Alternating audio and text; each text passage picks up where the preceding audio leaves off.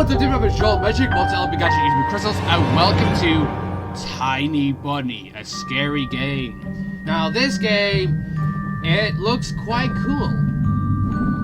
And creepy. I have no clue how creepy, but it did look creepy when I saw it. This game was a 2020 game, and it came out in November, so I couldn't play it because it was after the spooky month when I decided to just play nice games for the rest of the time. So I'm deciding to play this now. So we are going on a new game.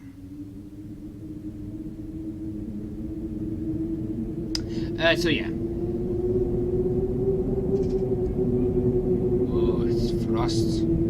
Just put your finger on it and draw a smiley face. The wind clawed at my window all night long. It wandered the fields and howled like a hungry beast. Also, this is like I think it's a demo. This is like a part 1. An endless song weaved from all sorts of voices, shrill, gentle, sneery, twinned in the air.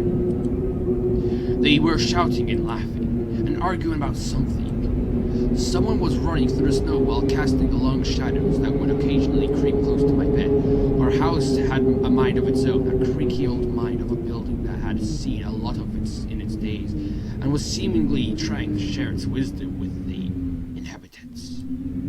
The lonely house faced the forest, and the dark green thickets gazed back its hollow eyes, rustling, whizzing, swaying back and forth. One could come out and stand in the edge of the forest to leisure themselves. There was nobody behind the crooked living trees. Fuzzy sailhounds swaying in the wind couldn't possibly do any harm. It's just a play of light and shadow. Just a play. I knew it was just my imagination. I was already 12 after all. Still. Oh, that's a fox. Did you see that guy? That was a fox or a wolf. Ooh. Hey, put away your book. How many times have I told you not to read at the table? It's bad for your health. Look at how slouched you are. Okay, Mom. I'm sorry that I've been reading a book instead of playing on video games. It doesn't matter how much I'm slouched down. I'm always slouched. I'm slouched. Oh, gosh. Yeah. Hide. Yeah.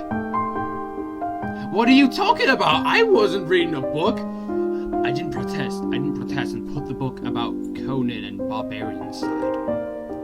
I was stuck on line. I couldn't understand after reading it 3 times anyway. She has white eyelashes and eyebrows. Well, mainly eyelashes. Olia had already finished her breakfast and was munching on some cookies. She was so enthusiastic, she almost looked like a typical girl for comericals. Sorry if I misread any of these. You're not going anywhere until you've finished all of it. I, on the other hand, was still trying to drill a hole in the plate with my eyes, as if it would make the porridge disappear. What's wrong with porridge? Hazy anxiousness welled up inside, all because of the previous sleepless night, the black forest and our house, and the gloomy wind. The longer I waited, the colder and the lumpy white substance it became. So maybe you should eat it while it's warm? It looked like a jellyfish from the Kotsu Odyssey. I love that show. I wonder how horrifying the bottom of the ocean is. Yeah, play Subnautica. Or how cold the black forest is at night. Whoops, the spoon fell out of my hands. Mom showered me with a cold glare from her green eyes. Okay, sorry, gee, let me drop it. What did I say? You said to eat my porridge. I dropped my spoon, I'm sorry. I'll get it. I had 10 seconds to catch my breath before battling the nasty porridge once again. I felt around for the spoon. What is this, carved on the other side of the table? Oh, Karina. That's what you read? I see Kapna. I keep Kapna. What re are you looking at? I read Kapna. Oh, because when I started this game it was like different language, so I must read that because they must have done only the animation for that different language. Ha, that's my mom's name. I guess she carved it out with something pointy when she was little. She sure was a rascal, damaging the furniture like that.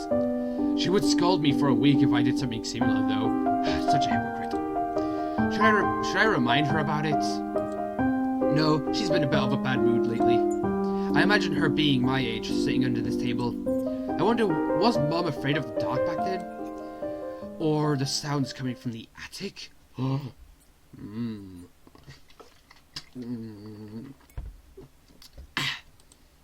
the thick forests? Oh, hello. I imagine my grandma coming into my little mom's room, sitting at the edge of her bed where Olya sleeps nowadays, and saying this in her soft, smooth voice. Tega is a special place, little girl. It's watching you closely, sniffing you out, trying to discern what kind of beast you are. If you're a good sort, it won't abandon you in times of trouble. But if you are a bad apple, it'll grab you by the side and drag you under the ground. Oh, how do I know? I watched a kid down the street get dragged down. He threw eggs at my house. Oh, yeah. And that would be it. Grandma was caring. She never fought with anybody, never yelled, never swore. Nice. She sounds like a good person. Those were the times without the maddening screams until late at night, without smashed dishes and mutual accusations. Our parents used to love each other back then. I remember listening in one of their conversations by chance. They were talking about Grandma getting prepared for her funeral. Also, I'm going to speak in this voice because I like speaking like as a narrator. Still practicing.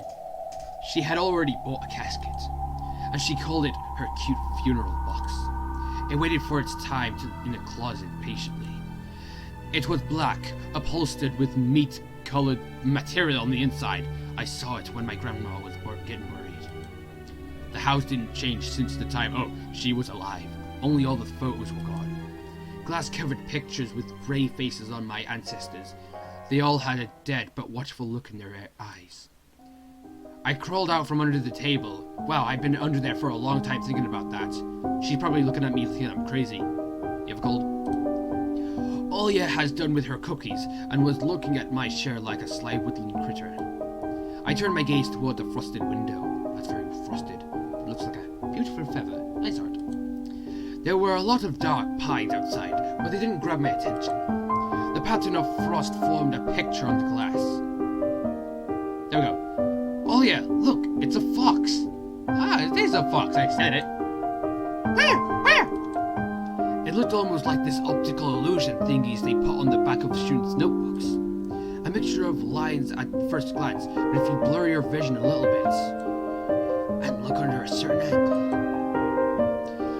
Not outside, on the window. Look, here's the nose, and here's... Hey, eat up! I don't want to... Yes, just a moment. I was looking at this fox. I don't see anything. Hurry up, there's not much left. There it is, but it still doesn't look like one. And I'm telling you it does. Nuh-uh. It does. Stop it, these kids, I swear. Now I couldn't see the fox either. It disappeared. Went away. Am I a bad apple? Am I naughty things? Only the frosty pattern similar to the stretch-out nettle leaves crept up the glass. Or am I a good boy and he's trying to save me from a big bad monster? Hey, flip my neck, you've been working out. My dad entered the kitchen with long measured steps. I want to have a beard like his when I grow up. Nice. Me? I'm not sure about a beard. I don't know whether I want one or not. Mom would always ask joyingly, come on, shave it off, it stings. This was so long ago. Nowadays, rumbling doors and witty comebacks were an everyday occurrence. Olya always covered her ears whenever she heard something like, what's the point in all this, through the wall? And you're still eating your cookies, I see. It's all for your sake, Dad would reply. For the sake of our family. Wait, jail and blinking and these? Okay. I'd always caught every sound in fear of hearing the most dreaded and the deadliest word that started with a D. Door. Oh wait, divorce. Oh, I thought something else. D-I-V-O. Okay. Just in case. I don't even want to finish it. The porridge or the sentence? It was scary to imagine that me and my little sister could be torn apart and taken into two different families. Oh no! How come you two are blonde and these guys are? Well, actually, he looks like he used to be blonde. Anyway, your fox is nothing. I have an owl on my window. Right, owl? You and your owl talk again. You said you believed me just yesterday. Has anybody seen my car keys? I remember leaving them on the windowsill. Right. Maybe you did and maybe not. You're a grown man, a father of two, and still... Karina, please stop, you freaking loud woman. Just let me get ready in peace. Just stop talking and I'll be happy. Oh, how dare you, I'll slap you for... No, you will not. Sorry. Your keys are in the basket near the phone. Well, thank you very much. Anton, stop making Marty out of yourself and finish eating already. And the owl? There was no owl. But there was one! It had giant glowing eyes! Olya sprung up from the chair and placed her hands on her little face, imitating a pair of eyes with her fingers, the size of an apple each. Like this big! It was so big! She now grew them bigger to make it pineapples. Just joking. Last year you had a baby in your closet, and now this owl? But I saw it! Olya shifted her gaze back and forth from Dad to Mom to me, but couldn't find any support. Have you thought about befriending it? You know, like feeding it with imaginary mice. Don't bully up, girl. She's just afraid to sleep alone because she's still little. Olya pouted her lips in rebellion and rushed into a hallway. You two are horrible parents. At least, the dramatic music! The staircase that led to the second floor creaked. Mom gave Dad a strict look. Oh, that look in her eyes. It's so uncomfortable to be pinned under it. Dad just snorted in reply and left, ringing with the keys he just found. A minute had passed and the theme song from The Little Mermaid echoed through the house. It was sorted on an incredibly worn-out cassette tape, which Dad already had to glue together once. It's so easy to fix objects by gluing them back together, for example. But how do you fix a relationship? Mom moved to the living room as I was left alone, anxiously stealing glances at the window. With my porridge now cold, I should have ate it. Oh! Olya had some trouble sleeping ever since we moved to this house. Aww. She would toss and turn or curl up into a ball under her blankets. Sometimes she would jump up in the middle of the night and turn on the VCR. Cartoons helped take her mind of all the troubles we had with the moves of our parents. And then Olya said that she saw a giant flying monster outside her window. Is that your owl? Give me those mice! She became obsessed with it. Our parents did everything in their power. They tried every little trick to get rid of those ridiculous fears. Olya refused to sleep alone and didn't believe that the owl was just one of her nightmares. After tonight, I wasn't sure what to make of my sister's words, what to think of myself. Could nightmares be infectious? Just like that, I couldn't get a wink of sleep and ended up thinking of what expected in my new school. There were a couple of days left before the beginning of a new term, and my imagination drew long, twisting hallways that led to a classroom full of kids.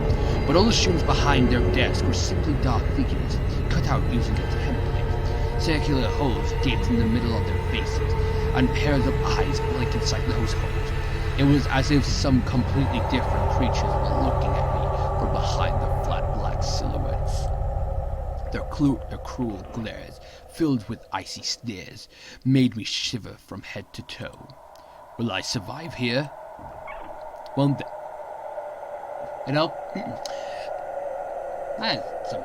that's a terrible wall. This wall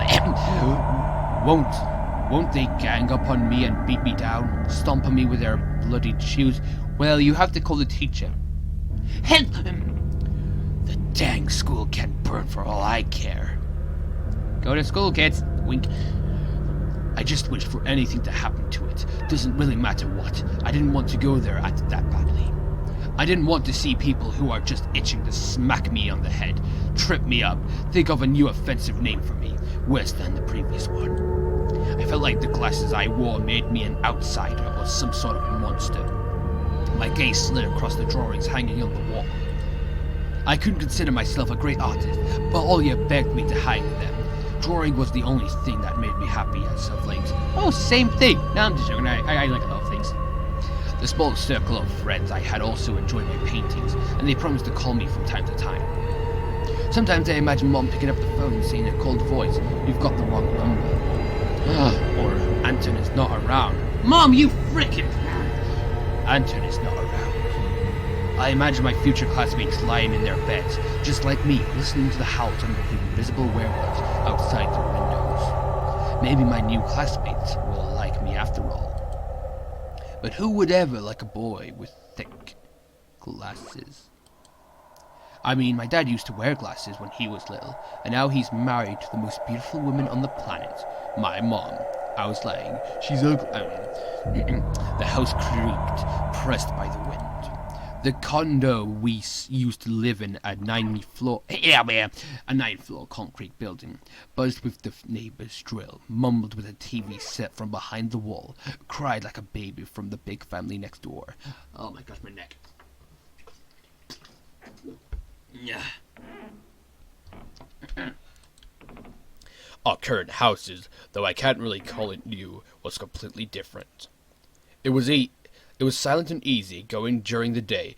Its shadows lay dormant in the corners, on the closest cobwebs, and under the stairs. But they all woke up during the night. Something was watching me from every corner, almost as if the old photos of my deceased family with their ashen eyes were hanging on the walls in place of my drawings. The floor was squeaking, rusty drains were moaning, the attic was occupied by noisy drafts. I got all my mind. One could think the house was performing some sort of demonic melody. And then I realized I was, in fact, hearing music. It was already playing for a good while. I mean, this music that's playing right now, somewhere at the edge of the perception, I could hear a flute. Yep, this music. It was mixed in with the sound of the wind, of the creaking old house, and my thoughts too. I stood up and rushed to the window. I wanted to reassure myself that this music was nothing more than a product of my imagination. It's not like someone is playing it there, amidst the cold snowy night, right? Open? No, I'm gonna go to sleep. Let's open. Oh, it's beautiful. Ooh, someone was dancing in the field. Black silhouettes I could barely make out, with the dark forest as their backdrop. They jumped around, basked in the moonlight, bumped into piles of snow, rolled around and crawled on all fours. Stories about wolves playing under the moon came to mind, but these were clearly not wolves. I think those were wolves. That's a bear, that's a bird. They stood upright at times, circled around, holding hands and wiping up snow, disappearing into the shadows for a brief moment, and then coming back. Something bizarre was going on. Shadows dancing in the startled abyss, made my imagination go wild, making me anxious at the same time. Suddenly, the music has stopped. The dancing shadow froze in place, I could swear, pierced me with their eyes. Hi? One of the silhouettes immediately parted from the bizarre shadow carnival, sprinted across the field with giant leaps. Oh, yeah. Are they going to kidnap me and make me one of theirs or something? It glided on a squeaky snow without leaving any prints until it was devoured by the pitch-black shadow of my house, which became even darker and thicker. My heart was jumping around like the bird inside a cage. Uh-oh. I shut the curtains with a swift motion and I stepped back towards the bed. They saw me. A freezing torrent of fear washed over me. I stood in the middle of the perfectly dark room and listened to some unwanted guest music and scraped around the entrance. The sound moved to the right, then circled around the house. Now my guest should be at the front door. I jumped into the bed and covered myself with a blanket as if it could protect me. The shackles of fear locked my muscles. I remembered the funeral, my grandma lying there, hands crossed on her chest, her facial features sharp like that doll of a tin. I said that wrong. Ants running up and down the legs of a chair that held my grandma's casket. Something's about to happen. I imagined those little creatures climbing up her head and pulling up her eyelids with their tiny lips. Oh, enough of the music! Then her wrinkly eyeballs would once again move inside their sockets. Oh, flip, what the heck? And she'd be able to see her grandchildren. I was chanting the spell she taught me throughout the whole procedure. And now, lying under the blanket and listening to squeaks and howls, I was repeating the same words. On the island of Boyan, the underneath of blemished sun, in the sea of coral blue, stands a cabin made of wood. There lay Lon, the ashen hair, up for the spawn the devil flame.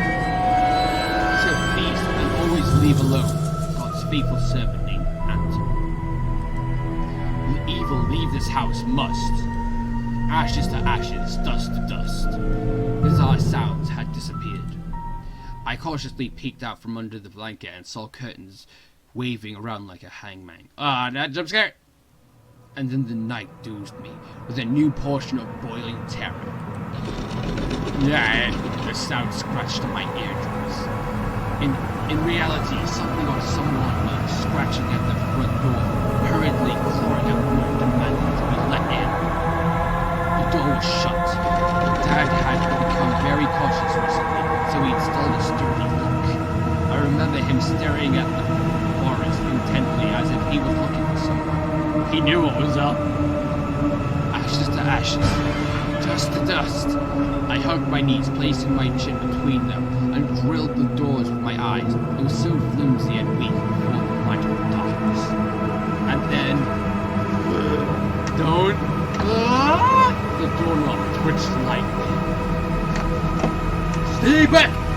Then it turned halfway once or twice, as if the person who tried to enter had no hands. The doorknob tilted once more, and then started clicking violently!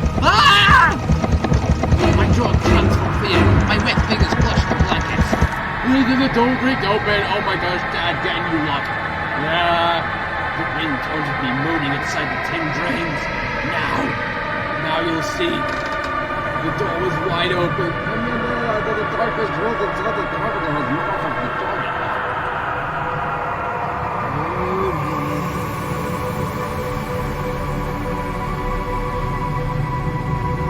It was as if the night itself was calling out to me, flapping its black wings and squeaking with rusty hinges. I was trembling and snared by the web of darkness that hung in the corners of my room, waiting for what needed it to come again.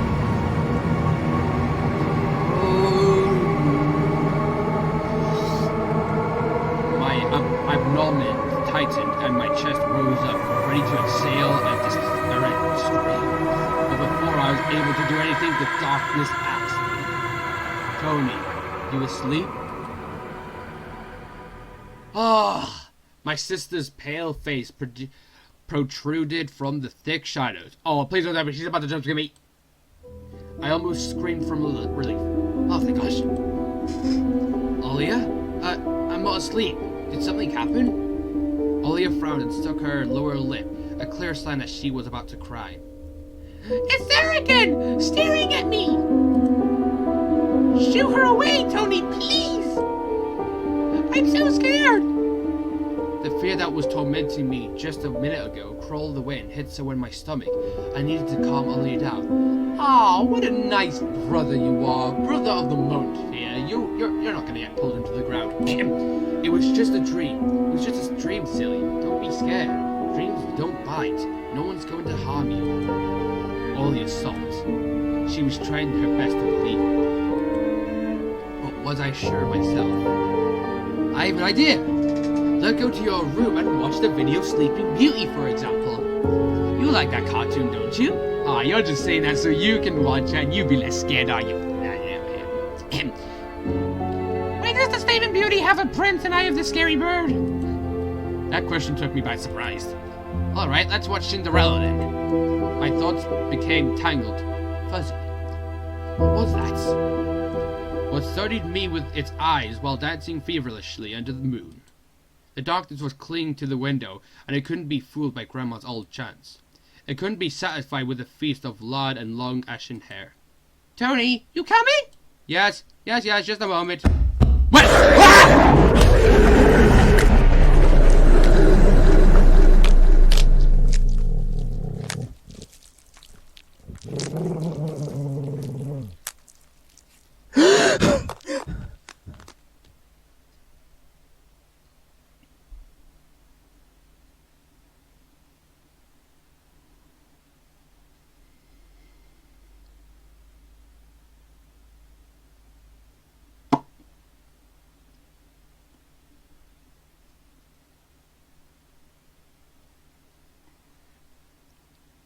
Good one. Good one. Good one.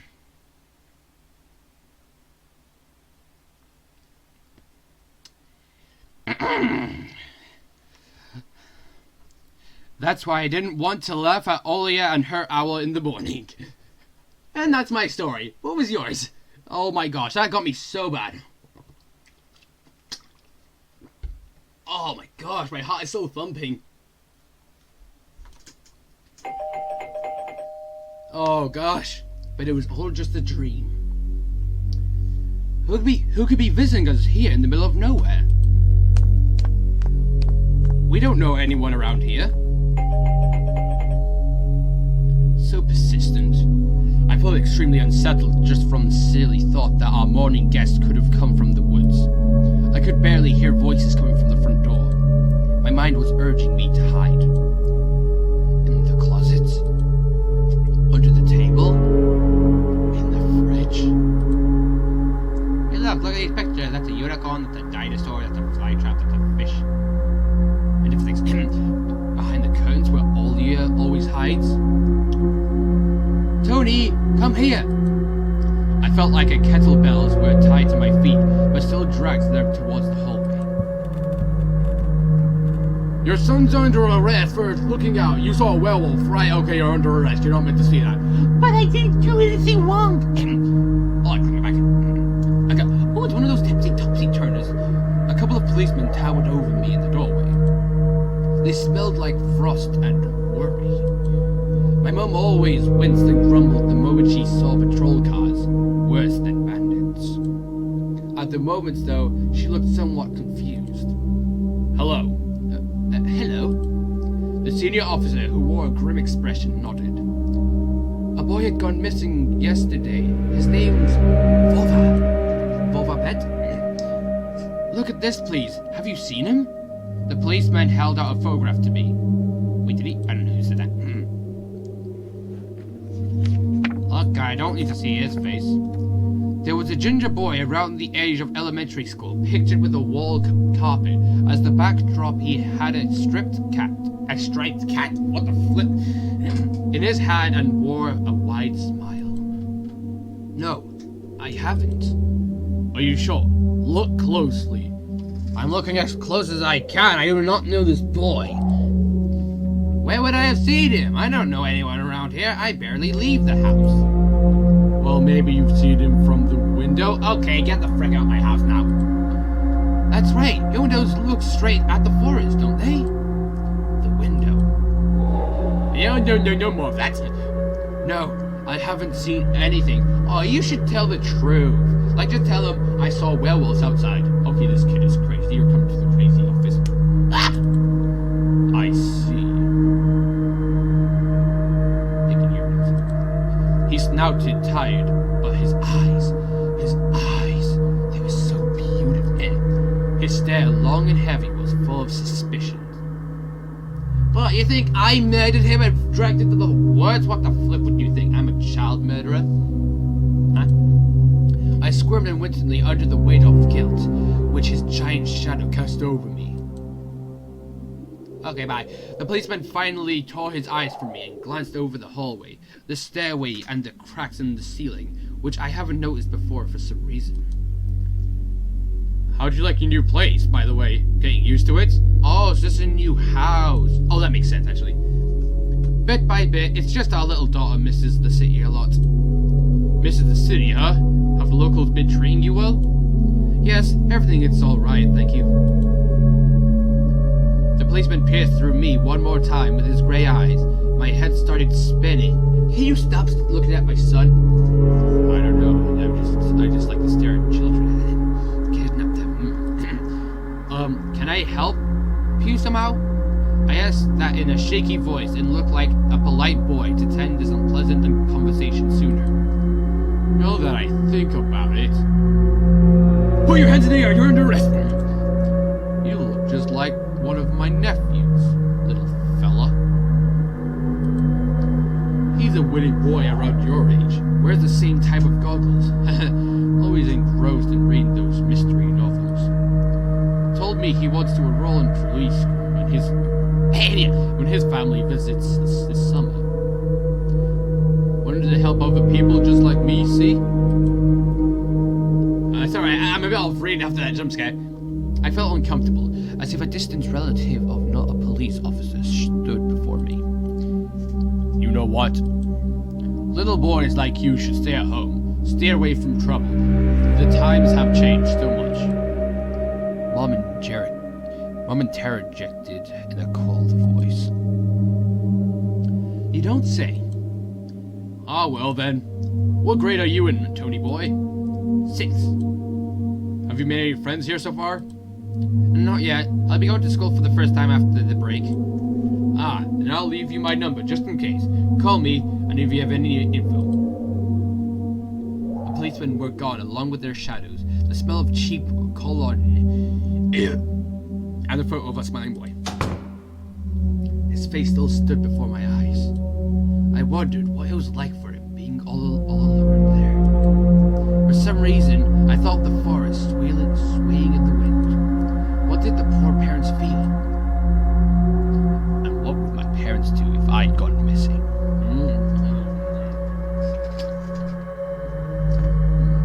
Oh no, we lost our son! It's a miracle! We don't have to feed him! Oh yes, he always denied the porridge. Would they cry and thrash around hysterically? Checking recording. Or would they accuse each other like they always do and forget about me eventually? Mom, this Vova, did he go missing in our forest? Our? Seems like it. Poor child. What, do we own the entire forest? Oh my gosh, we could build a tree house. Yup. I looked out the window, at the road. The police UAZ drove off towards the village. The officer nephew came to mind when I was splitting off old paints from the windowsill. I remembered all the teenage mystery novels from the Black Kitty, except for Little Bunny series I've read this summer. Your average boys and girls investigated all sorts of mysteries there. They looked for clues, spied on suspicious people, and after a set of amazing adventures, bam! Solved any complicated case. They became local celebrities and must have made their parents very proud. I know it was a trail of policemen footprints that led to the forest, and then it clicked in my head. Why don't I start an investigation of my own? Maybe my parents won't think I'm a failure after all. Shut up! Ah! Maybe I'll find that lost boy, and I'll get a reward. Olia will be so happy. I'm off on an adventure. And not only that, Olya, Mom and Dad too. Maybe they'll even forget about their quarrels for a while. Maybe I'll even save us from the D word. Oh, this is nice music. I fantasized about buying Olya a Tamagotchi and getting a cassette player and a bunch of tapes for myself. And I know... Sorry, it just sounds like it's about to become a singing song. We're about to go on an adventure. And a whole box of Kinder Surprise. When was the last time our parents bought us any toys? Last autumn, I think... My dad has lost his job at the time. There's that annoying song about it. Frick it! I had little to no idea what was the accountant's job like. They count money, I think. Neighbors used to envy us. But nowadays, Mom and Dad barely had money to afford sweets. And Dad would always divide a single chocolate bar between me and Olya. Oh man, the music stopped! Sometimes I gave her my share too. No matter how much I wanted to eat sweets, she was still just a pipsqueak. I couldn't wait to go out looking for clues. I'm going outside. Yeah, right. You want the police to go around with your photograph next? The forest is so thick. What if the boy that got snatched up by wild animals, or something even worse? You believe in monsters? No! Even worse echoed through the hallway. I won't go far. I'll stay away from the forest. Did you hear what I said, or should I repeat myself? Better go back to your school bag or play with Olya. The sound of splashing water came from the kitchen. It meant that the argument was over and Mom had the last word. Anton! I'll whip you if you make a single step out the door. Okay, freaking it. Jeez. The dark, stuffy closet. Mom says it smells like mice, but how would she know their smell? True. She hates when I stick my nose in there. She's afraid I'll get myself on the freshly sharpened axe. And Olya can't even be lured close to it. She thinks Baba is living there. I tried to help her fight her fears once. I opened the door and turned on the dim lamp so she would see there was nothing but cobwebs, Dad's tools, and scratched walls. She still didn't believe me. And I liked to hide the closet and listen to Olya count outside. 1, 2, 3... Peter, hide from me! And then drag her feet on the cricket floorboards, hoping that she wouldn't need to look for me in the cramped monster den. Oh, you meanie! Can I go anywhere else? Nope. To the kitchen.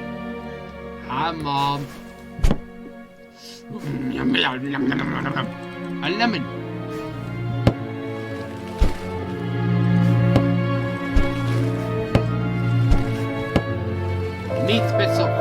Meat bits for soup and pack of pelaminia. Gosh dang, I didn't mean to click again. I missed what it said. Whatever. Turn back now. Turn back. I need to distract Mom somehow, or I'll get scolded and my beep whipped with Dad's leather belt. I know that's not much of a bad word, but it's kind of, I don't know. Make a distraction, okay. The side of the old ocean freezer was checkered with my childish drawings, Mom's recipes, and all kinds of stickers from bubblegum with dinosaurs that Olya liked so much. Among that still life pictures hung a piece of ruled paper with the phone number of the police officer who visited us. First Lieutenant Tignov. I read inside my mind, looking at the officer's sprawling handwriting. A scrap of paper was held by 2 pieces of a broken magnet that some old Soviet toy, and those pieces just barely covered up the number as if to taunt me. I leaned towards it to unveil the mystery and take the piece. I'm so sorry. To a safer place where it would await.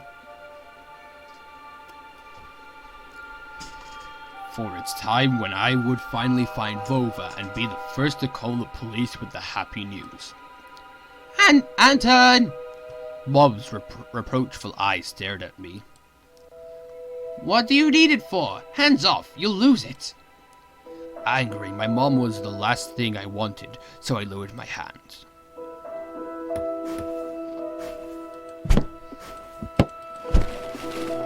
So I can't do anything. Can I click on any of this? Okay. So make a distraction. It was difficult to lie to Mom, but there was no other way for me to run away from home. Mom, something's wrong with the TV. The picture is dead and there are stripes all over the screen. Mom's face became visibly distorted. You're killing me here. So have you had... No interest. You're killing me here. So have you had enough of shooting those stupid ducks now? Told you the kind scope will go dim because of your console. Where will you find a TV technician this hole, huh? Maybe it's just the settings. Please go and see for yourself. Strange, it worked fine in the morning. Maybe the snowfall caused it. Mom rubbed her hands clean off on her apron and went to Olia's room. Quick now, turn back, go! I am free! I'm probably gonna get kidnapped.